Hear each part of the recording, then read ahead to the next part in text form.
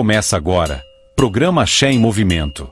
Com a apresentação dos comunicadores Ogan Eduardo Santos, Marcela Zuni e convidados especiais, trazendo espiritualidade, cultura e resistência afro-brasileira, ao vivo no YouTube da Rádio Ativa e também no nosso site, radioativa.net.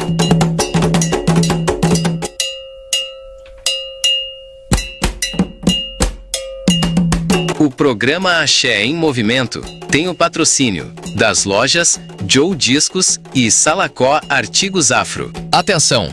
Você tem discos de vinil, CDs ou livros guardados em casa e não sabe o que fazer com eles? Então, preste atenção! A Joe Discos compra o seu acervo. Isso mesmo, compramos qualquer quantidade. Discos de vinil, CDs, livros. E o melhor, retiramos na sua casa com total conforto e segurança. Seu acervo pode valer dinheiro e você nem imagina. Chame agora no WhatsApp 21 96451 4809. Joe Discos, seu acervo tem valor. Não perca tempo, fale agora mesmo com a gente. Os melhores artigos religiosos vindos diretamente da Bahia, agora mais perto de você. É a Salacó Artigos Afro, sob a administração de Ogambutá de Bobossa, trazendo tradição, qualidade e respeito às religiões de matriz africana. Aqui você encontra tudo em barro: tentalha, quartinha, oberó, base em nagé e muito mais. Também temos cestos de vime, azeite de dendê da melhor qualidade e os melhores preços do Rio de Janeiro. Tudo com a força e a tradição diretamente da Bahia para você. Faça já sua encomenda. Telefone e WhatsApp 75 98677 7148 ou ligue também 75 98677 7143.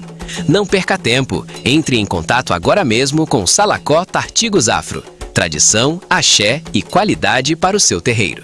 Salacó Artigos Afro, o melhor da Bahia chegando até você.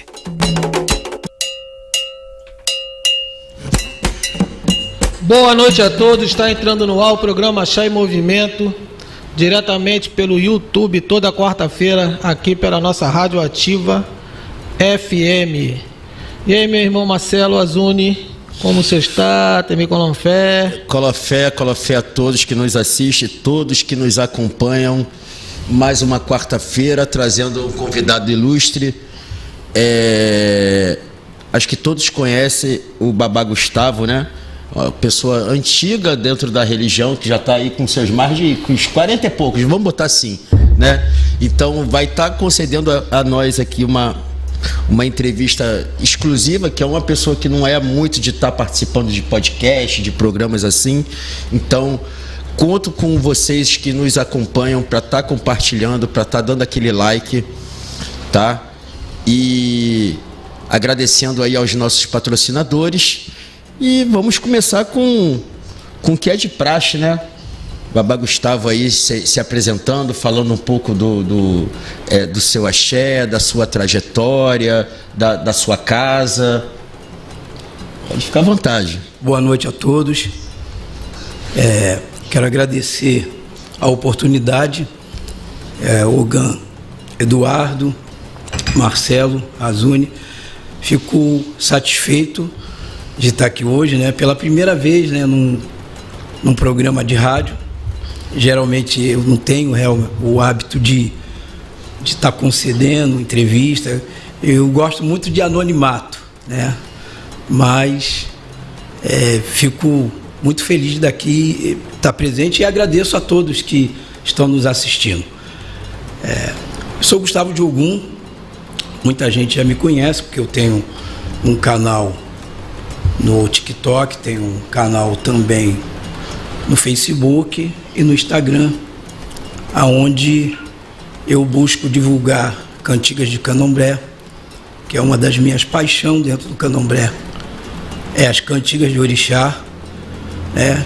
E fiz santo em 1975, dia 22 de novembro. Hoje eu estou com 50 anos de santo, que completei recentemente, dia 22 de novembro passado. E a minha trajetória dentro do candomblé sempre foi pautada, né, pela legalidade, pela honestidade, sempre buscando, né, um padrão de respeito aos orixás, à hierarquia do candomblé, que eu acho muito importante que a gente possa encarar a religião, né, com respeito.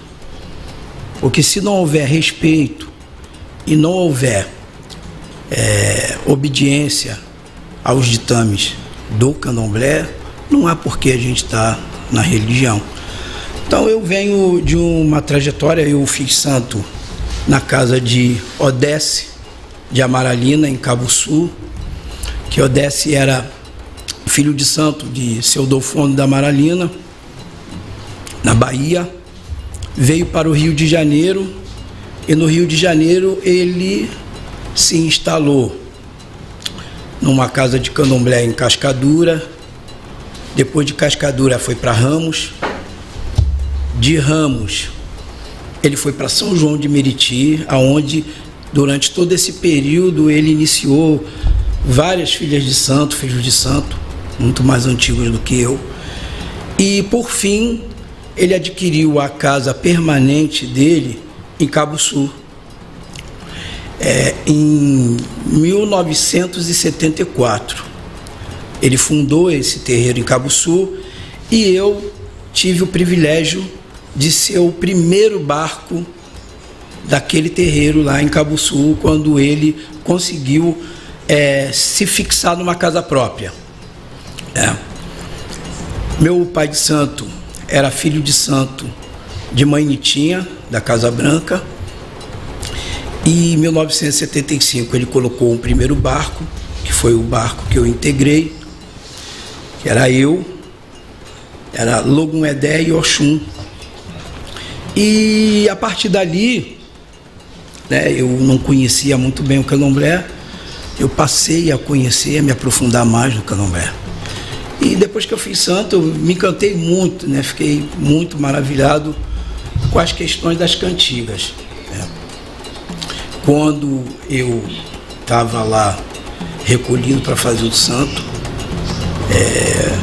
Mãe Nitinha foi lá me ver, não sabia porquê, mas ela chegou lá e ele apontou, esse aí, mas eu estava lá, não sabia nem por que era esse aí. Depois, com isso, passar dos anos, foi que eu fui descobrir, né? Porque quando eu recolhi para fazer santo, eu entrei para fazer Oxoguian. Todo lugar que eu ia, todas as casas de candomblé diziam: você é de Oxoguian. Todas. A minha trajetória espiritual, a minha vida mudou a partir de Mãe Nitinha. Porque foi Mãe Nitinha que fez um jogo e disse ao meu pai de santo: Odesse, esse menino é de Ogum. Ele tem Oxoguian, mas não é Oxoguian o santo de cabeça dele. Então Mãe Nitinha que mudou totalmente minha vida espiritual no momento que ela disse: é Ogum. E assim foi feito. Fiz santo, fui feito de Ogum, permaneci ali na minha casa de candomblé todos esses anos, até hoje. Eu continuo frequentando minha casa de candomblé, onde fiz santo, que meu pai de santo morreu, e hoje lá nós temos um irmão de santo que herdou, assumiu a cadeira e leva a casa de candomblé de uma forma muito brilhante, que é Carlos de Logum Edé. Também Carlos, depois, né, após a morte do meu pai de santo, fez obrigação com Mãe Nitinha. E ali eu permaneço até hoje, nessa casa de candomblé, seguindo ali todos os ditames, a hierarquia, o respeito.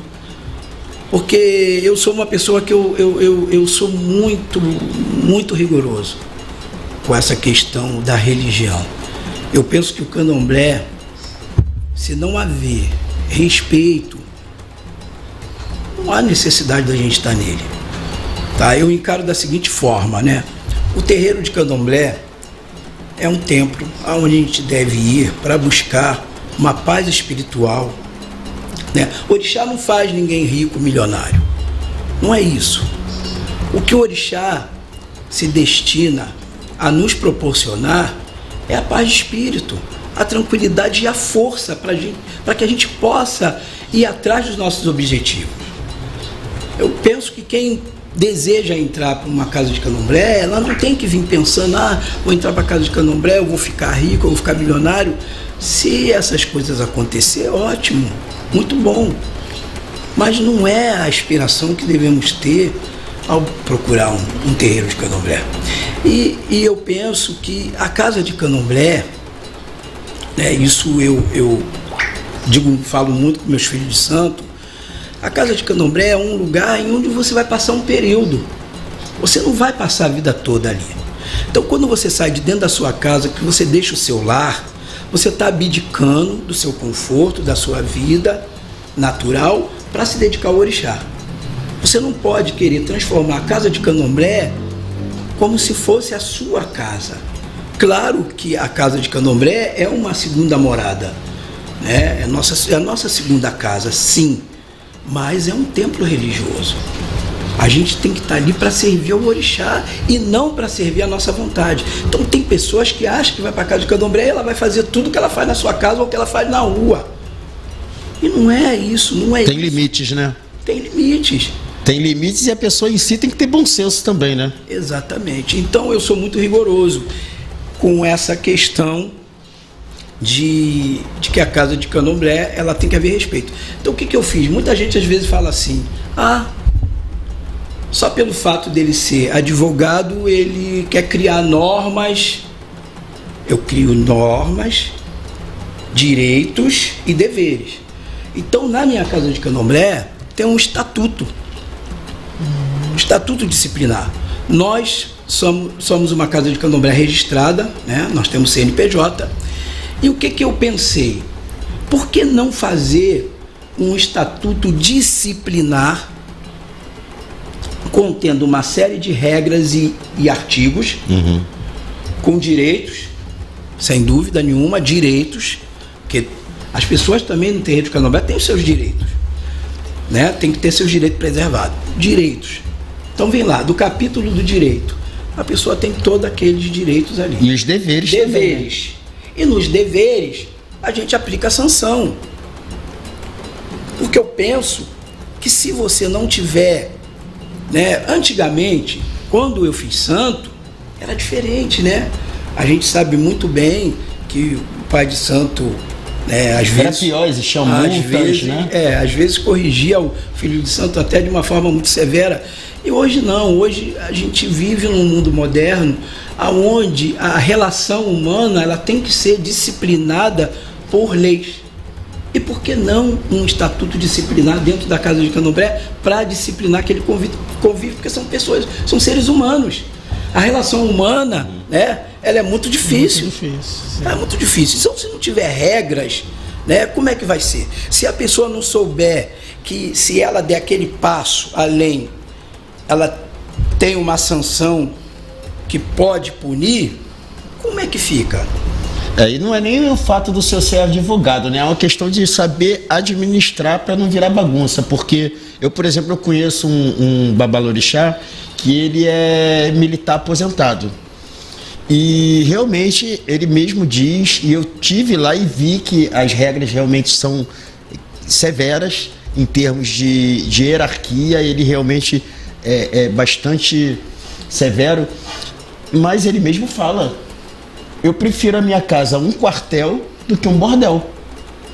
Aí você pensa que a casa é vazia porque as pessoas gostam de facilidade? Muito pelo contrário. A casa dele tem uma quantidade de filhos de santo muito grande e ninguém lá se faz de coitado porque tudo agora a gente está vivendo na senzala, né? Quer fazer a gente passar por humilhação, né? Não, lá não tem isso. Se tiver que... não pode sentar à mesa porque ainda não tem o tempo de santo. Come todo mundo na esteira e ninguém reclama. Já em outros lugares, se fizer isso, as pessoas se acham humilhadas por estar passando essa situação, né? Se sentem menosprezadas, diminuídas. Exatamente, as pessoas querem ir embora, não querem ficar na casa do candomblé. E outro detalhe: se o filho de santo ele se aborrece com a casa de candomblé entende que ele pode ir embora, eu penso que o pai de santo também pode expulsá-lo se sentir magoado, ofendido, desrespeitado com aquilo que ele fez. Então, eu penso que os direitos são iguais. Então, eu fiz isso. Eu fiz um estatuto equilibrando essa relação. Então, eu busco sempre dar o exemplo. Tá? Eu procuro não errar, procuro ser o mais certo possível, procuro ser o mais correto com os filhos de santo possível. Não tem gritos, não tem nada disso, mas é claro que se o filho de santo ele praticar um ato, né, que a gente possa considerar como uma infração gravíssima, eu penso que tem que haver sim uma sanção e a gente corrigir aquilo através de uma sanção. Então lá nós temos um estatuto, tem possibilidade de formação de uma comissão. Essa comissão ela é buscada dentro dos filhos de santo que não tenham nenhum desequilíbrio com a casa de candomblé. Então, por exemplo, vamos fazer o seguinte: nomeia 3 filhos de santo mais antigos que vão analisar aquele ato infracional do filho de santo para depois a gente aplicar a sanção que está prevista no estatuto. Eu penso assim, eu me recordo que há um tempo atrás, se o candomblé, se ele não modernizar em termos de lei, se o candomblé não se enquadrar dentro da lei, a gente vai estar sempre ouvindo o que um juiz federal disse há uns anos atrás, não sei se vocês se recordam. Eu não me lembro muito bem, eu me esqueci. Foi um fato que houve com um juiz federal a respeito de uma casa de candomblé, uma coisa assim, que estava pedindo alguma coisa, aí o juiz escreveu, eu me lembro bem disso. Ele disse que a religião do candomblé não tem nenhuma lei, não tem nenhum estatuto e não tem nada que a regule. Eu não sei se alguém talvez que esteja assistindo vai se lembrar disso. E ele negou aquele direito. Mas como eu, que ingressei na faculdade de Direito e estudei, eu disse que ele estava errado. E por que ele estava errado? Ele estava errado por quê? Porque existe lá dentro do direito um direito chamado direito consuetudinário. Direito consuetudinário. O que é isso, esse direito?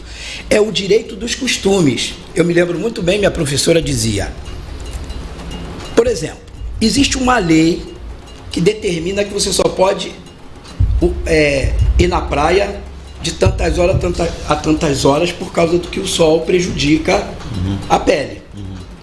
Né? Essa lei existe. Alguém respeita?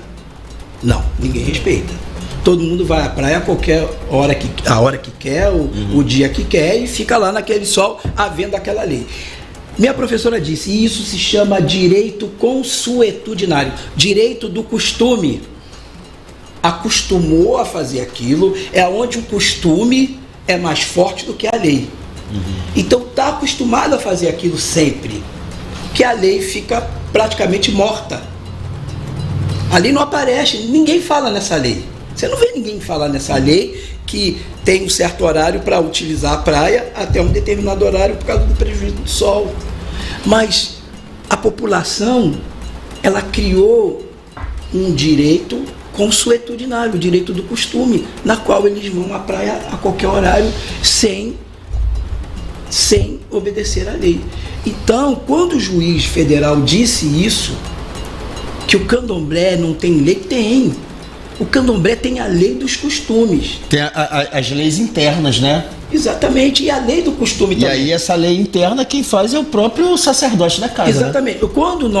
Quando o candomblé veio para o Brasil, né, esses fundadores que fundaram as casas de candomblé, as primeiras ou não, eles implantaram um determinado costume, uma determinada tradição, né? E no pensamento deles, quando eles implantaram essa tradição, eles imaginaram que isso ia ser, né, propagado para a eternidade. Que é assim. Como se fosse uma lei que todo mundo fosse cumprir, né? Exatamente. Só que infelizmente não, né? E isso pode ser chamado de direito consuetudinário, direito do costume. Porque você vê, se você for nas casas de candomblé, matrizes, né? Gantual, Pofojá, Engenho Velho, você vai ver que todo ano a festa de Oxóssi, por exemplo, é a mesma. Se você chegar no Engenho Velho, você vai ver que a festa de Oxóssi, o ritual é o mesmo. Se você for lá no Apofonjá, o ritual é o mesmo todos os anos. Elas não alteram nada. Se você for ver a missa é rezada no mundo todo. A única coisa que modifica é a língua, né? Aqui é português, lá é inglês, mas existe um tabloide que é distribuído nas igrejas, no qual o roteiro da igreja é sempre o mesmo. A única coisa que o padre modifica, eu fui católico, eu fui da igreja, eu fui coroinha da igreja de São Jorge, em Quintino, olha só, fui coroinha da igreja de São Jorge, eu vi aquela igreja ser construída, então eu posso falar, aquele tabloide que tem na igreja, colocando a regra da missa, ele é igual para o mundo todo, não tem diferença. Se você vê, o padre vai rezar a missa lá no Vaticano, é a mesma missa que reza aqui, nas igrejas aqui. Então, se a igreja manteve uma tradição, por que o candomblé tem que mudar a tradição? Eu penso que não. Na minha concepção, existe uma tradição que ela tem que ser seguida.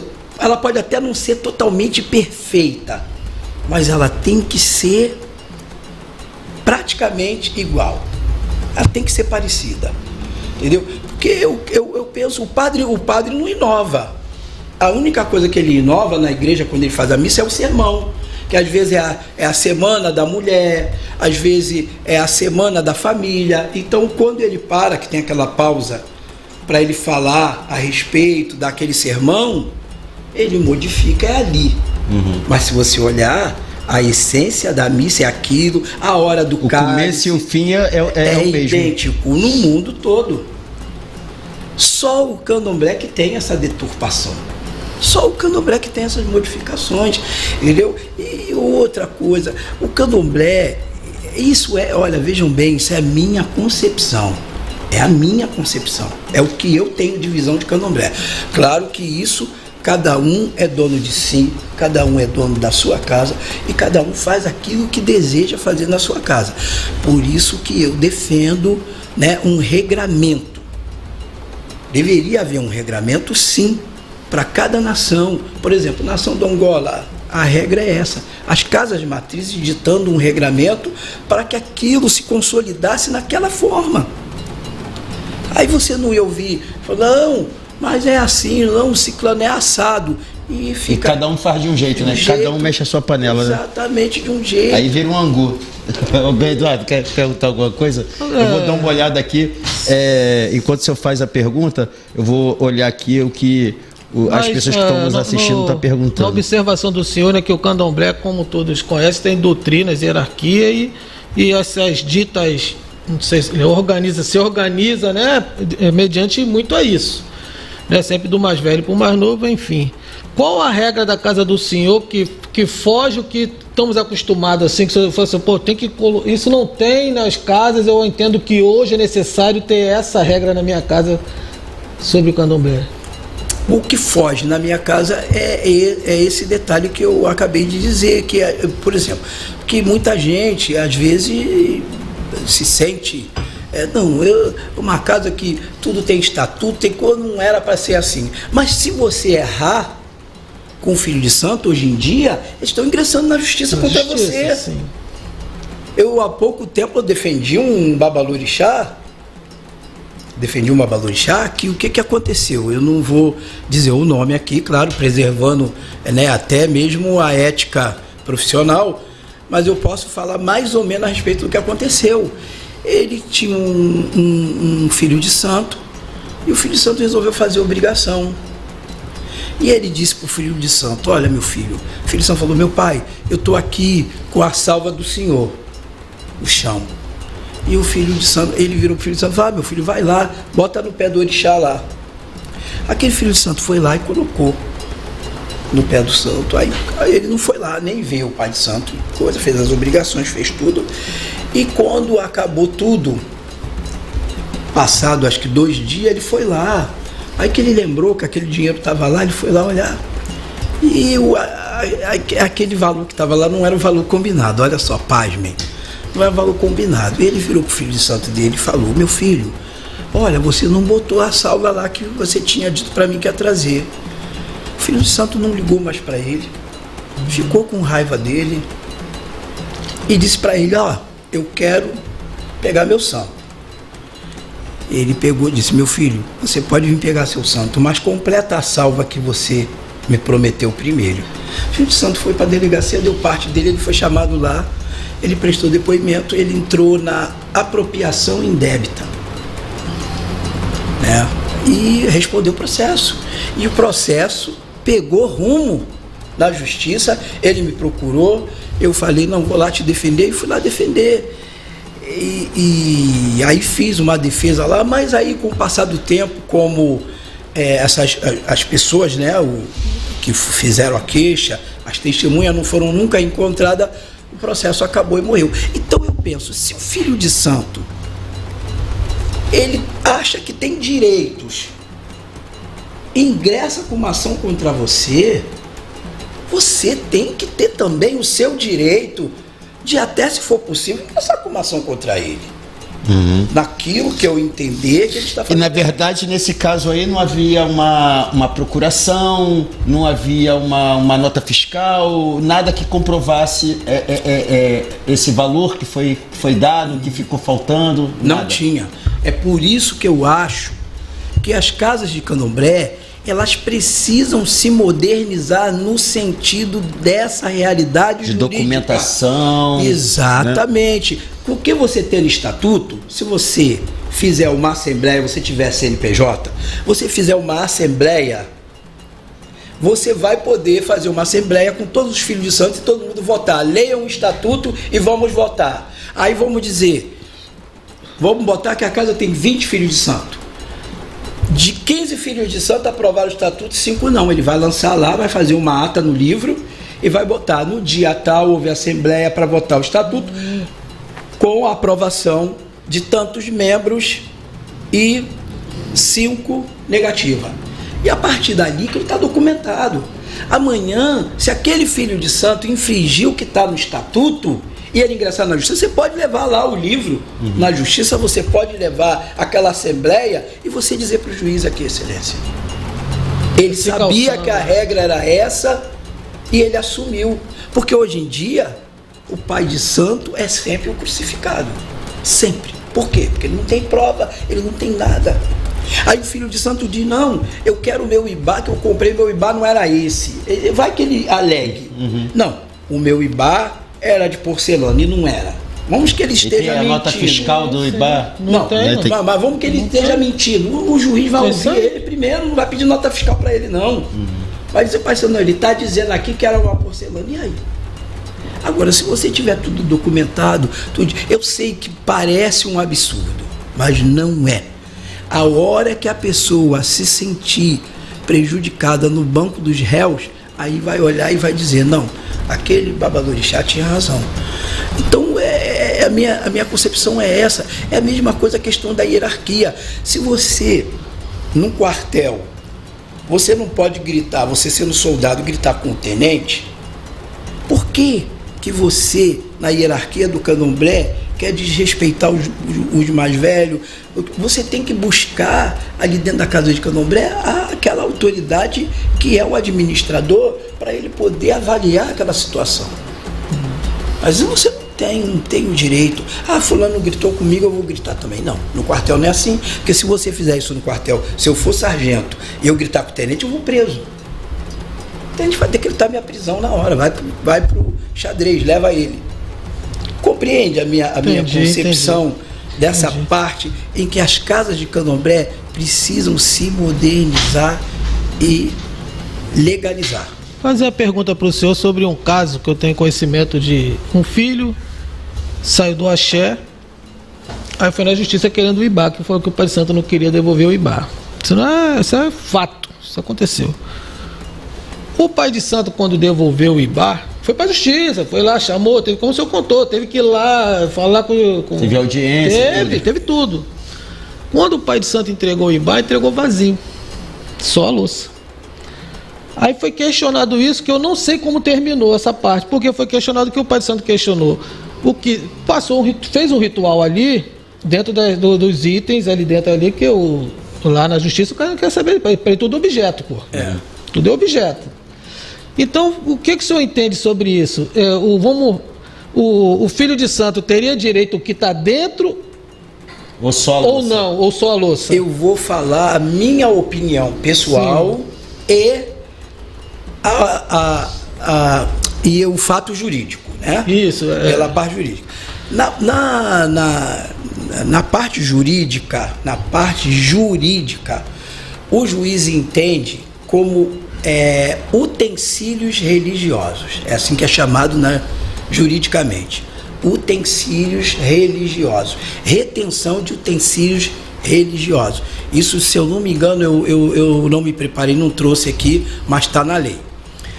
O que ocorre?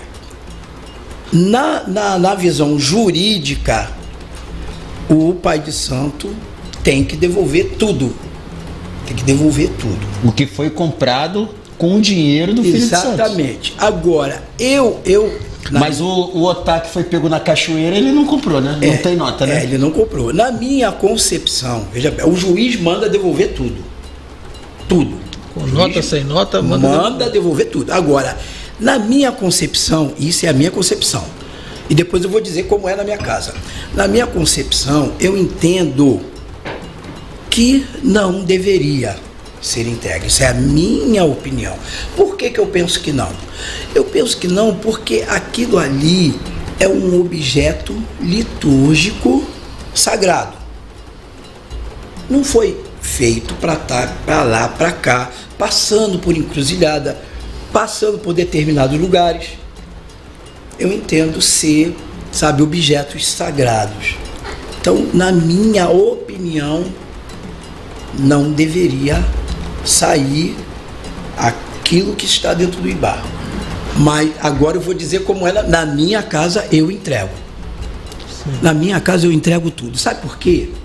Por que eu entrego? Eu entrego pelo seguinte: eu tenho a seguinte concepção.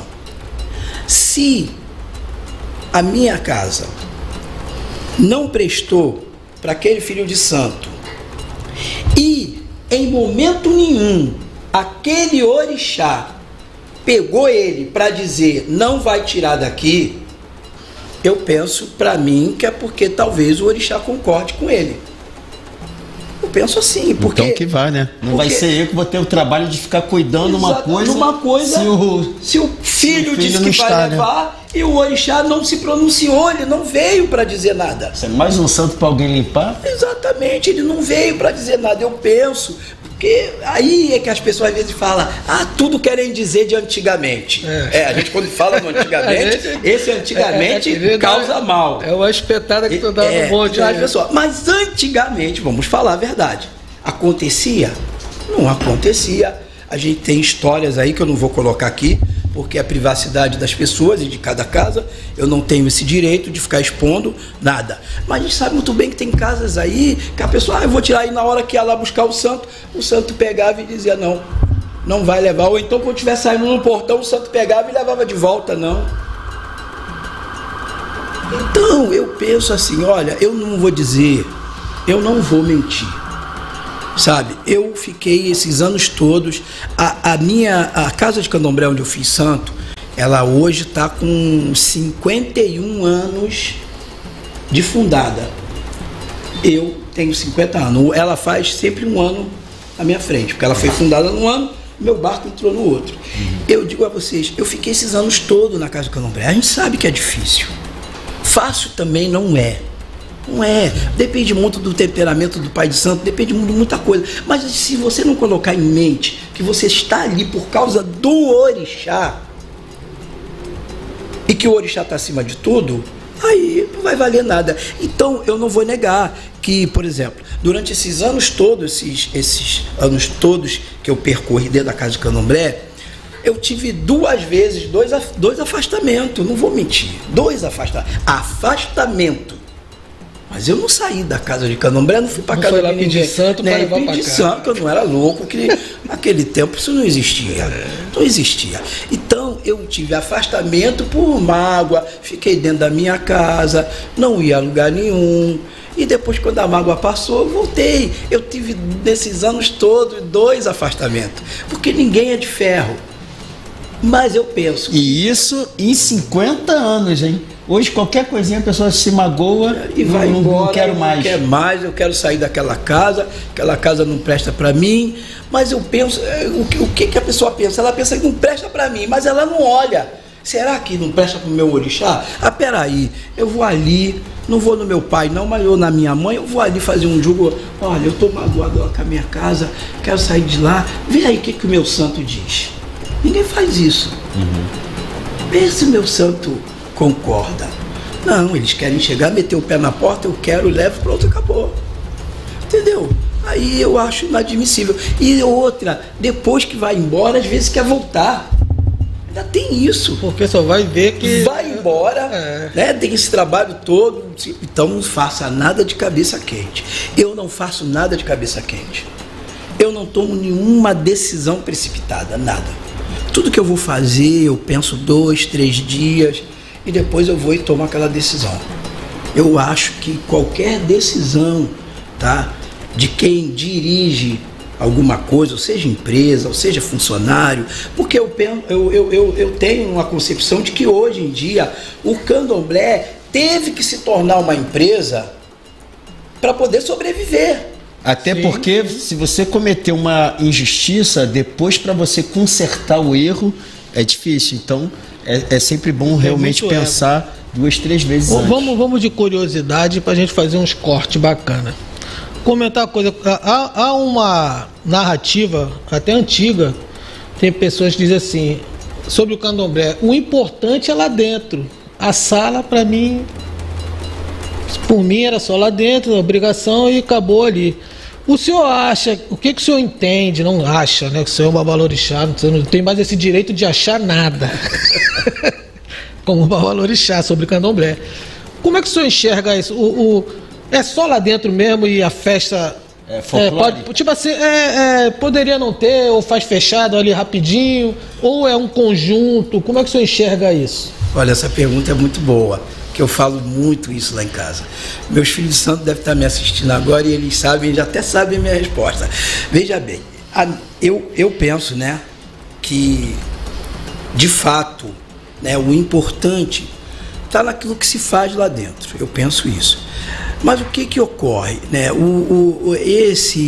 Aquela cerimônia que a gente faz à noite no barracão, ela é uma satisfação tanto para as pessoas, né, que são do entorno, conhecidas, também para a família daquela pessoa que fez a obrigação. Porque aquela pessoa, aquela família, aquele familiar, ele não vai entrar para assistir às obrigações. Sim. Ele não tem esse direito, né? Que a cantiga até diz, né? Obere Omã.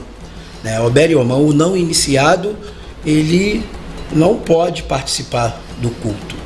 Então, eu penso que o Candomblé, à noite, aquela coisa toda ou de tarde que seja, ele é uma complementação, mas é uma complementação mínima, mas é uma complementação daquilo que você fez internamente. E ali, né, como é que se diz? É um congraçamento, né? Sim. Você vai ali e fazer aquela reunião com as pessoas, aquele orixá vem e ele salva as pessoas, ele ali, né, uma espécie de confraternização daquilo que foi feito lá internamente. Mas, de fato, o importante é o que está ali internamente. Olha, eu vou, aproveitando para falar sobre isso, eu vou lembrar aqui, eu vi num vídeo na internet, não me lembro, eu dei mole que eu deveria ter salvado esse vídeo, que para mim, eu vi ali naquele vídeo uma importância muito grande. Se alguém